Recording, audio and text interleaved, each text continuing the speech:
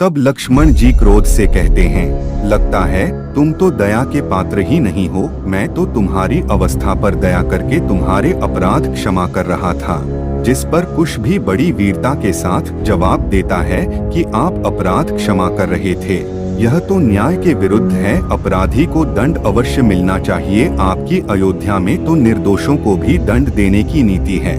तब लक्ष्मण जी कहते हैं, अयोध्या धर्मशील नगरी है, वहाँ राम राज्य है। हमारे यहाँ किसी निर्दोष को दंड नहीं दिया जाता। जिस पर कुश कहता है, अच्छा तो फिर महारानी सीता का क्या दोष था जिन्हें इतना महान दंड दिया गया? तब आपके हृदय में कोई दया नहीं थी, फिर आज कहाँ से आ गई यह दया? राम राज्य में क्या गर्भवती महिला को अकेले वन में भटकने के लिए छोड़ दिया जाता है? उनके दुखों का, उनके आंसुओं का क्या कोई मोल नहीं है? एक राजकुमारी को, एक महारानी को कितनी बार वन में जाना पड़ेगा, कितनी अग्नि परीक्षा देनी पड़ेगी? क्या इसका कोई हिसाब है? क्या यही वह राम राज्य है जिसकी आप दुहाई दे रहे हो? हे वीर लक्ष्मण जी, अयोध्या का न्याय और धर्म देवी सीता के साथ ही वन में चला गया था। इस सत्य को देखने का प्रयास कीजिए। लव की ये कठोर बातें सुन लक्ष्मण जी के चारों तरफ सन्नाटा छा जाता है। उनकी नजरें झुक जाती हैं। वे दबी आवाज में पूछते हैं कि कौन हो तुम? जिस पर कुश कहता है, अपराधी जिन्होंने अयोध्यापति के यज्ञ का घोड़ा पकड़ने का दुस्साहस किया है। यदि हमें दंड देने की इतनी इच्छा है तो अपने मन की यह इच्छा भी पूरी कर लीजिए, अन्यथा आराम से वापस चले जाइए। हमें आपसे कोई काम नहीं है, हमें तो केवल महाराज राम से ही बात करनी है। आप हमारा समय नष्ट न करें। उनकी यह बातें सुन लक्ष्मण जी कहते हैं, मूर्ख बालकों, तुम नहीं जानते कि तुम किसका अपमान कर रहे हो। मैं तुम दोनों को एक क्षण में भस्म कर सकता हूँ। मेरे क्रोध से डरो बालकों, मैं वह लक्ष्मण हूँ जिसने मेघनाथ को मारा था। यह सुन लव कहता है कि पहले आप में सिर्फ क्रोध ही था, अब अहंकार भी आ गया है। यह दोनों अवगुण आपकी पराजय के चिन्ह है। इतना सुनते ही लक्ष्मण का क्रोध फूट जाता है और वह उन बालकों पर बाण चला देते हैं। लव भी तुरंत ही अपने बाणों से लक्ष्मण जी के बाणों को नष्ट कर देता है। यह देख लक्ष्मण जी की आंखें फटी की फटी रह जाती है। जिन बाणों ने मेघनाथ जैसे योद्धा को धराशायी कर दिया था, उन्हें यह छोटा सा बालक कैसे परास्त कर सकता है? यह बात लक्ष्मण जी को समझ नहीं आ रही थी।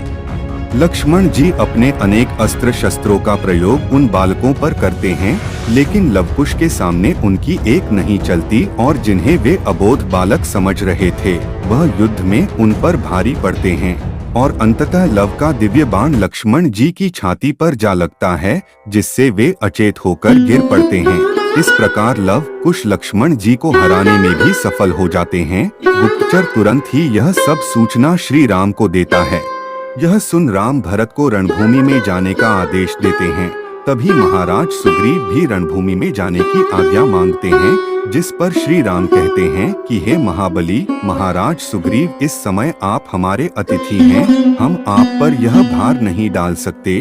तब सुग्रीव जी कहते हैं कि मैं अतिथि नहीं हूँ, मैं श्री राम का मित्र हूँ और संकट के समय मित्र का धर्म है मित्र की सहायता करना, अतः कृपया करके मुझे जाने की आज्ञा प्रदान करें। तभी हनुमान जी भी कहते हैं कि सेवा का यह अवसर मुझे भी प्रदान किया जाए, जिस पर श्री राम तीनों को आशीर्वाद देकर भेजते हैं। भरत सुग्रीव व हनुमान जी के साथ रणभूमि में आते हैं, जहां वे देखते हैं कि दो दिव्य और तेजस्वी बालक घोड़े की सुरक्षा में धनुष उठाए खड़े हैं। बालकों को देखकर हनुमान जी को ऐसा प्रतीत होता है जैसे उनके प्रभु श्री राम उनके सामने बाल रूप में आ गए हो। उन्हें शंका होने लग जाती है, अतः वह अपनी अनन्य भक्ति की शक्ति से उनके माता पिता को देखने का प्रयास करते हैं। हनुमान जी की शंका सत्य होती है। वह अपनी दिव्य दृष्टि से देख लेते हैं कि यह दोनों बालक प्रभु श्री राम व माता सीता की ही संतान है।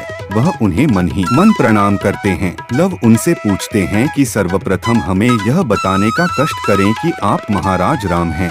तब भरत जी कहते हैं, नहीं, मैं उनका छोटा भाई भरत हूँ। उसके बाद वह उन्हें महाराज सुग्रीव और वीर हनुमान से भी परिचय करवाते हैं, जिस पर लव कहते हैं, श्रीमान भरत जी, हमारे गुरुदेव के द्वारा लिखी रामायण के अनुसार आपकी भक्ति सचमुच वंदनीय है।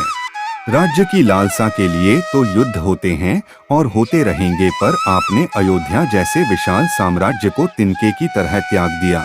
आपने जो त्याग और प्रेम का कीर्तिमान स्थापित किया है वह युगों युगों तक मानव की महानता का प्रतीक बना रहेगा। आपके जैसा भाई इस संसार में ना हुआ है और ना दोबारा होगा। हम आपको कोटि कोटि प्रणाम करते हैं।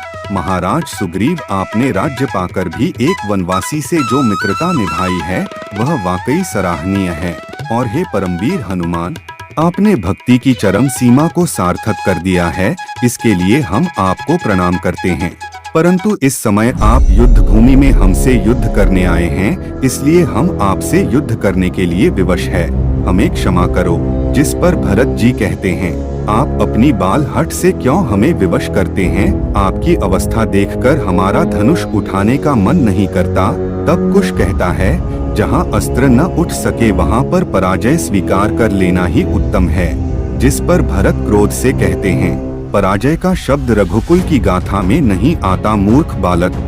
जिस पर लव कहता है, वह शत्रुघ्न और लक्ष्मण जी रघुकुल के ही हैं, ना जो पराजित होकर कहीं शिविर में पड़े होंगे। इस रघुकुल का ही अहंकार है ना आपको। लव की यह कठोर बातें सुन भरत अपना आपा खो देते हैं और उन पर बाण चला देते हैं। इस प्रकार उनके बीच युद्ध प्रारंभ हो जाता है।